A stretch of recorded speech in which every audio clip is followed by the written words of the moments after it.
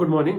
आज हम देखेंगे सीरीज वर्सेस पैरेलल कॉम्बिनेशन जो रजिस्टर्स का होता है उसमें क्या कॉमन होता है, क्या डिसिमिलरिटीज होती है। सबसे पहले हम समझ लेते हैं कि किस कॉम्बिनेशन को आप पैरेलल कॉम्बिनेशन बोलोगे। रजिस्टर्स का ऐसा कॉम्बिनेशन जिसमें रेजिस्टेंस इंडिविजुअली डायरेक्टली जुड़ा हो बैटरी से। जैसे देखो ये वाला जो रजिस्टर है ये डायरेक्टली जाके आप डायरेक्टली पहुंच सकते हो बैटरी तक, और उसी रजिस्टर का दूसरा हिस्सा भी आप डायरेक्टली घूमते हुए पहुंच सकते हो बैटरी तक। ये तो हो गया पैरेलल, सबके लिए यही चीज है। लेकिन अगर मैं इसकी बात करूं, देखो जैसे ये रेजिस्टेंस R1 है, ये डायरेक्टली आप बैटरी तक पहुंच सकते हो, लेकिन इस हिस्से से थोड़ी ना पहुंच सकते हो आप यहां तक। ऐसे R2 की अगर मैं बात करूं तो यहां से तो पहुंच नहीं सकते, ट्रैप हो गया। रजिस्टर को क्रॉस करके नहीं जाना, डायरेक्टली पहुंच सकते हो।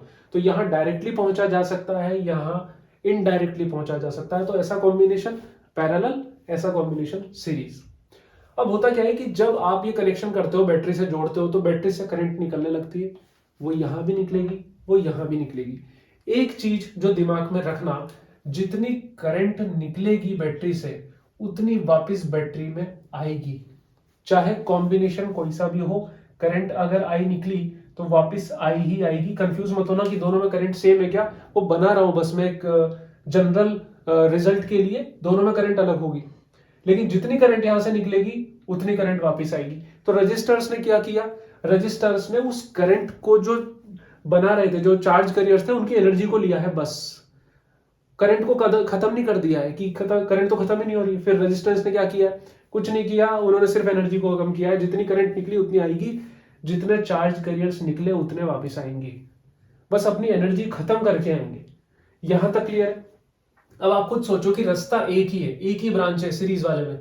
जितनी करंट निकली वापस आनी है, तो इसके पास भी कितनी करंट जाएगी, आई ही जाएगी। इसके पास कितनी करंट जाएगी, आई ही जाएगी। और इसके पास भी कितनी करंट जाएगी, आई ही जाएगी। तीनों रजिस्टर्स पे करंट सेम होगी सीरीज में। वो इसलिए होगी क्योंकि तीनों रजिस्टर्स से सेम अमाउंट के चार्ज कैरियर्स जा रहे होंगे। एक पाइपलाइन समझ लो आप कि यहाँ पे मोटर लगी है पानी की, और ये पाइपलाइन है। यहाँ पे तीन अलग अलग पंखे लगे। जब प्रेशर से पानी निकलेगा तो तीनों पंखों को घुमाएगा, लेकिन वापस उसी अमाउंट का पानी इसमें आ जाएगा, अगर लीकेज नहीं है तो। लीकेज की बात नहीं कर रहे हम। वैसा ही कुछ है कि तीनों पे करंट सेम होगी। मतलब अगर आपसे पूछ लिया जाए कि क्या I1 equals to I2 equals to I3 है, यस, तीनों पे करंट सेम है। एक जनरल आपको याद होना चाहिए, V इज इक्वल टू क्या होता है, IR। ये पता होना चाहिए आपको रिलेशनशिप। अब क्योंकि इस सीरीज कॉम्बिनेशन में जो करंट है वो क्या होती है, कांस्टेंट होती है। अच्छे से आप याद कर लो, सीरीज में करंट कांस्टेंट होती है। एक ब्रांच में एक ही करंट होती है, ये याद कर लो।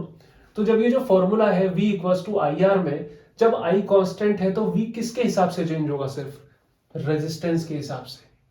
करंट के हिसाब से चेंज होने की तो गुंजाइश बची ही नहीं। रेजिस्टेंस चेंज तो वोल्टेज चेंज। तो मतलब यहां की अगर मैं बात करूं इस रेजिस्टेंस की, तो करंट तो इस पे सेम है, लेकिन इस पे वोल्टेज अलग आ जाएगा, क्योंकि इसका वोल्टेज होगा V1, इसका वोल्टेज होगा V2, और इसका वोल्टेज होगा V3। लिख लेते हैं उसको। V1 इक्वल्स टू होगा I1 R1। I1 क्यों नहीं लिखा, सेम है करंट। V2 इक्वल्स टू हो गया I2 R2। V3 कितना हो गया, I3 R3। और यहां क्यों नहीं लिख रहा मैं, I1 equals to I2 equals to I3 equals to क्या है, I है, इसलिए नहीं लिख रहा। जब आप सम करोगे टोटल, जो टोटल वोल्टेज ड्रॉप आया है तीनों पर, वो आएगा किससे, इसी से तो आएगा, बैटरी से ज्यादा थोड़ी आ जाएगा। तो जो वोल्टेज आएगा टोटल, ये V1 V2 V3, ये किसके बराबर होगा, जो आप सम करोगे V1 plus V2 plus V3, ये किसके इक्वल होगा, वोल्टेज के ही इक्वल होगा जो आपने अप्लाई किया है उसके। तो मतलब अगर सीरीज कॉम्बिनेशन है तो करंट कांस्टेंट रहेगी, वोल्टेज अलग अलग रहेगा, और जो टोटल सम आएगा वोल्टेज का वो इस बैटरी के वोल्टेज के इक्वल होगा। अब पैरेलल की तरफ बढ़ते हैं।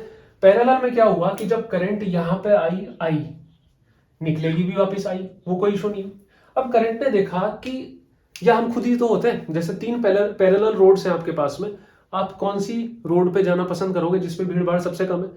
वही इस करंट ने देखा कि वहीं ज्यादा जाने की कोशिश की जाएगी जहां पे रेजिस्टेंस कम होगा। यहां ऐसा कोई ऑप्शन नहीं था, एक ही रोड है, जाना तो पड़ेगा, चाहे भीड़ ज्यादा है चाहे कम है। इसको मैं वापस से एक बार थोड़ा सा और बता दूं, जैसे वोल्टेज जो है सिर्फ और सिर्फ रेजिस्टेंस पे डिपेंड कर रहा है ना, तो ये भी एक रूल दिया जाता है सीरीज में कि वोल्टेज प्रोपोर्शनल टू रेजिस्टेंस, जिसका जितना रेजिस्टेंस उसका वोल्टेज ड्रॉप, वोल्टेज ड्रॉप की मैं बात कर रहा हूं, वोल्टेज ड्रॉप उतना ज्यादा, रेजिस्टेंस ज्यादा तो वोल्टेज ड्रॉप ज्यादा, रेजिस्टेंस ज्यादा तो उसकी हीटिंग भी ज्यादा, वो ज्यादा एनर्जी कंज्यूम कर देगा, एनर्जी, करंट नहीं, ज्यादा एनर्जी कंज्यूम कर देगा, करंट तो सब में सेम जा रही है। यहां पे ऐसा कोई ऑप्शन था जो यहां नहीं था, यहां तो उसको जाना था, एक ही रास्ता है। यहां पे क्या था कि जैसे मान लो मैं बोलता हूं कि R1 जो है, R1 वो सबसे कम है, उसके बाद R2 है, देन R3 है, मतलब R3 की वैल्यू सबसे ज्यादा है, तो R3 से जो करंट जाएगी ना I3, सबसे कम I3 ही होगी, और R1 क्योंकि सबसे ज्यादा है, सबसे कम है, तो सबसे ज्यादा जो करंट होगी वो I1 ही होगी, और I2 क्या होगी, मिडिल वैल्यू होगी। तो यहां पे करंट अलग अलग है, यहां आप नहीं बोल सकते I1 equals to I2 equals to I3।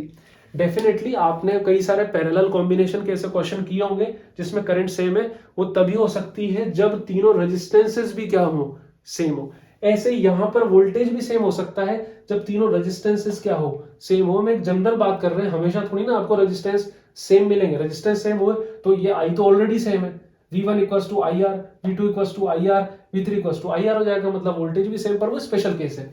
यहां पर भी जैसे बात करें कि अगर रेजिस्टेंस अलग अलग दिया हुआ है तो करंट डेफिनेटली अलग अलग होगी, और ये कुछ इस तरीके से होगा, इसी फॉर्मूले को इसी तरीके से होगा कि V इक्वल्स टू क्या है, IR है, जहां पे रेजिस्टेंस ज्यादा वहां पे करंट कम। अभी देखा तो दोनों का कॉम्बिनेशन मिलके सेम हो जाएगा, मतलब अगर जब मैं बात करूं V1, V2 और V3 की, ये मैं बात कर रहा हूं V1 की, V2 की और V3 की, तीनों का voltage V1 equals to V2 equals to V3 equals to कितना हो जाएगा, इसी अप्लाइड वोल्टेज के बराबर हो जाएगा। तो मतलब अगर पैरेलल कॉम्बिनेशन की बात करूं, करंट डिफरेंट होती है और वोल्टेज क्या होता है, कांस्टेंट हो जाता है। वोल्टेज कांस्टेंट हो गया, V इक्वल्स टू IR में जब वोल्टेज कांस्टेंट हो गया तो I inversely proportional to R हो गया, मतलब रेजिस्टेंस ज्यादा करंट कम। तो ये छोटा सा वीडियो था, इस तरह की चीजें आप याद रखो, क्वेश्चंस में काम आएंगी। मिलते हैं आगे, टेक केयर।